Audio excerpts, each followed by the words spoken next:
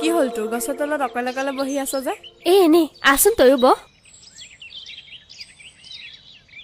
তইতো এনেকে বহি থকা ছোৱালী নহয়।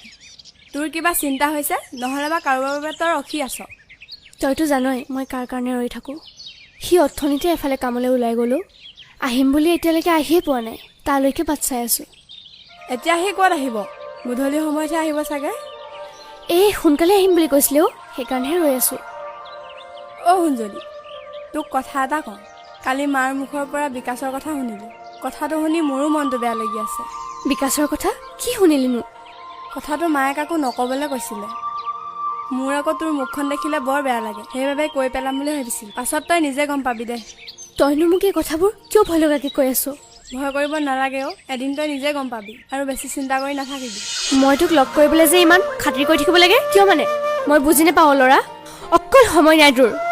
আৰু এটা কথা কচোন, তই যে ভাইটিৰ কাৰণে ইমান কষ্ট কৰ, কেতিয়াবা নিজৰ কথা অকণমান চিন্তা কৰিবি। অকল ভাইটিৰ কাৰণে ইমান খৰচ কৰি থাকিলে পিছত কি হ'ব? বিয়াৰ পিছতচোন শিলগুটি খাব লাগিব। কেইদিনমান পিছত তই বিয়া পাতিবি। অকল ভাইটিকে মৰি নাথাকিবি। নেজানো আৰু দেই তই কি ভাব। শুনজনী, তই তোৰ জেগাত কথাখিনি ঠিকেই কৈছ। মোৰ জেগাত ৰখিও অকণমান কথাবোৰ চিন্তা কৰি চাবি। দেউতা গা বেয়া হোৱা পাই ঘৰখন চলোৱা দায়িত্ব বাঢ়ি আহিলে, আৰু ভণ্টি জন্ম হোৱাৰ পিছতে মা ঢুকালে। এতিয়া তই কচোন, ভাইটিক যদি পঢ়া শুনাবোৰ অকণমান সুবিধা কৰি নিদিওঁ, সি জানো চাকৰি এটা কৰিব পাৰিব? মই পঢ়া শুনাবোৰ আধাতে শেষ কৰি দিব লগা হ'ল, আৰু তাৰ কাৰণে মই এতিয়া সেইখিনি সুবিধা কৰি দিব লাগিব দেচোন। সি যদি চাকৰি এটা পায়, বেলেগ একো নহ'লেও দেউতাই মৰিব টাইমত এটা মুখত হাঁহি লৈ মৰিব। তাৰ কাৰণে ইমানখিনি কষ্ট কৰি আছোঁ। হ'ব দে, বেয়া নাপাবি। মোৰ মনত আহিছিলে কাৰণে মই কৈ দিলোঁ। আৰু শুন ল'ৰা, এটা কথা, মোৰ তলত ভণ্টি 3জনী আছে। মোক কিন্তু বেছিদিন ঘৰত ৰাখি নথয়, মনত থবি কথাষাৰ।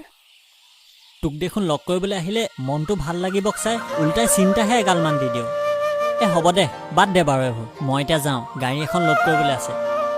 আৰু তয়ে অকণমান কল চল কিবা কিবি খাবি, অকণমান শকত হবি। ক্ষীণ ল'ৰাবোৰ শকত ছোৱালীয়ে ভাল লাগে, আৰু তেতিয়াহে গাত অকণমান জোৰ চোৰ হ'ব। মোৰ ইমান জোৰ নথকা নহয়, মই চব কৰিব পাৰোঁ।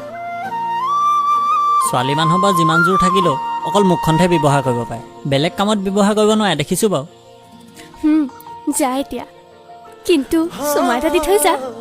ইমান কষ্ট কৰি আহিছোঁ তোৰ ওঠৰ চুমাটো পাবলৈ।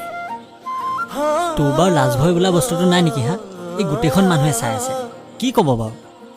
মই মানুহলৈ ভয় কৰি থকা ছোৱালী নহয়, কিন্তু মোক কৈ লাভ নাই। সাহসী ছোৱালী, কথাই বেলেগ। ক'তনো ভয় কৰিবি, হয়নে? সোনকালে দে আকৌ, যাওঁ নহয়। সেই পাগলী, সৈটোহেঁত মানুহে চাই আছে, দেখা নাই জানো? যা। ঐ ছোৱালী, তই মোক ভাল পাইছ নে মোৰ লগত ফুটবল গেম খেলি আছ? আৰে যদি ভালেই পাইছ, ইমান মোৰ লগত কাজিয়া কৰি আছ কিয়? শুনজনীক দেখিছ তাৰ লগত কিমান ভালকে থাকে, কিমান ভালকে কথা পাতে। আৰু তই অনবৰতে অকল কাজিয়া।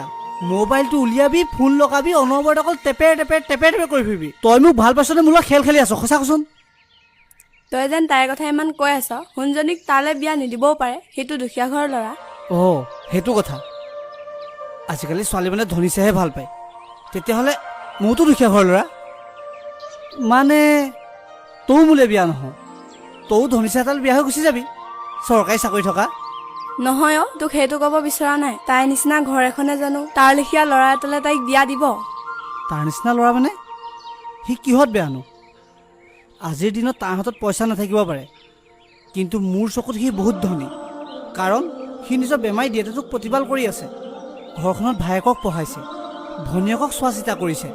আৰু আজিৰ দিনত সঁচা অৰ্থত ক'বলৈ গ'লে তাৰ নিচিনা ল'ৰা এটা পাবলৈও টান। তই কোৱাৰ কথাবোৰ ঠিকেই কৈছ, কিন্তু সেইদিনা মাৰ মুখেৰে শুনিলোঁ বিকাশৰ কথা। কি কথা? আজি তোক কথাবোৰ নকওঁ দে। আজি ক'লে তোৰো মনটো বেয়া লাগিব। বহুত ডাঙৰ কথা এইটো, তই এতিয়া নজনাকে থাক দে।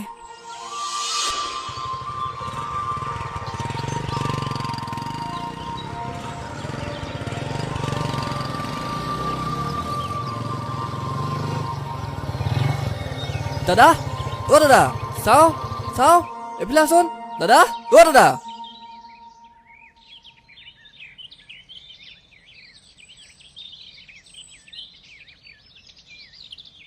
কি হ'লো ভাইটি দেউতা বেছিকৈ গা বেয়া হৈছে নেকি নাই অ' একো হোৱা নাই তোৰে ভাল খবৰ এটা আছিলে কি ভাল খবৰ ভাইটি মোৰ চাকৰিটো হৈ গ'ল নহয় কি ক অঁ তই তেনেকৈ কাম কৰি থাকিব নালাগে ব'লা ঘৰলৈ যাওঁ ভাইটি তোৰ আজি চাকৰিটো হৈ গ'ল মোৰ বিশ্বাস আছিলে তই চাকৰিটো পাবি বুলি মই বহুত সুখী জান বাৰু সেইবোৰ বাদ দে চবতকৈ বেছি সুখী এতিয়া দেউতা হ'ব অন্ততঃ দেউতাৰ মুখত এতিয়া হাঁহিটো ঘূৰি আহিব তই ব'ল মই চাইকেলখন লৈ গৈ আছোঁ দেই ব'ল